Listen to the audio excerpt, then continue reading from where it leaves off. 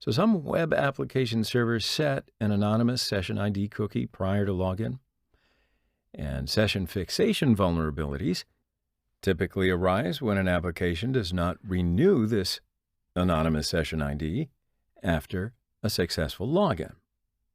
So this means that the anonymous session ID is upgraded to an authenticated session ID. I don't know about you, but it occurs to me that this is a very bad implementation of development and server configuration. However, the worst is that some web applications and servers accept arbitrary session IDs submitted by users, even if these were not previously issued by the server itself. I don't know, is it just me, or does that seem like a problem?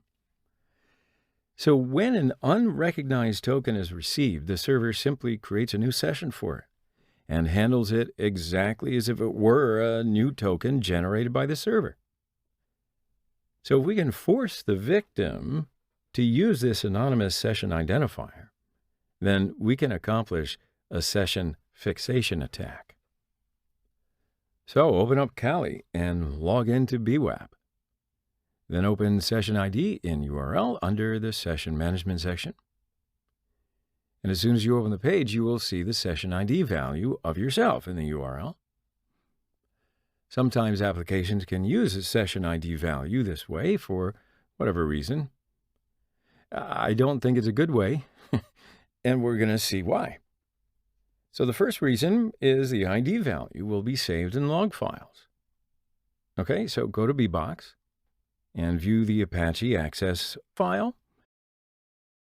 and scroll down to see the latest requests. And this is what happens.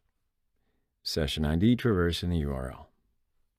But as I say, the worst is if you're able to force the application to create a session with an arbitrary value.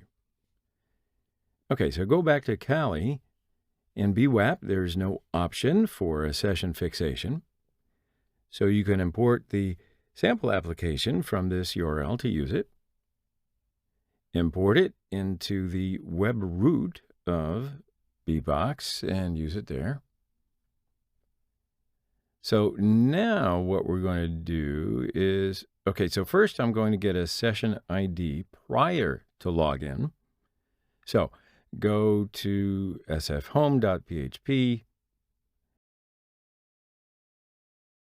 This page needs authentication, so it will send you to sflogin.php, and this is the login page. Now below, you'll see the session ID defined by the server. So just for ease of use, I'll just print it to the page, and the login form has default values.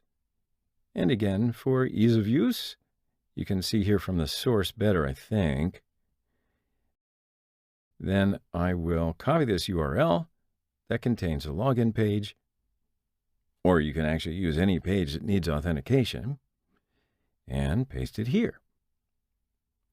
Then copy the session value after the question mark, paste it here as well.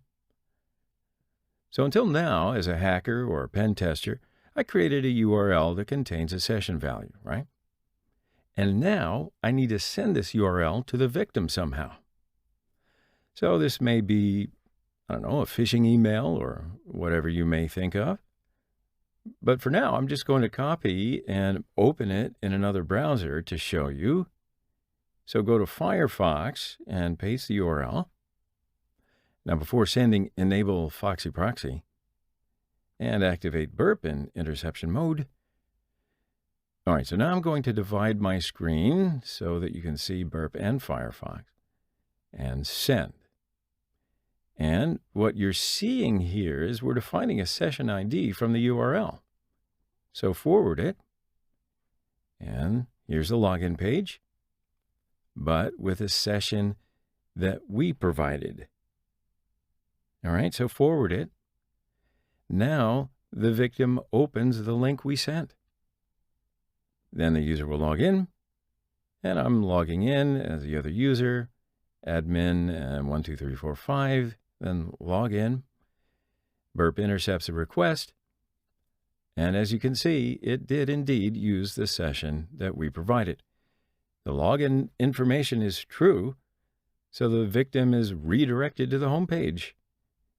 And then finally, the home page is open for the victim. So, what are you going to do as a pen tester?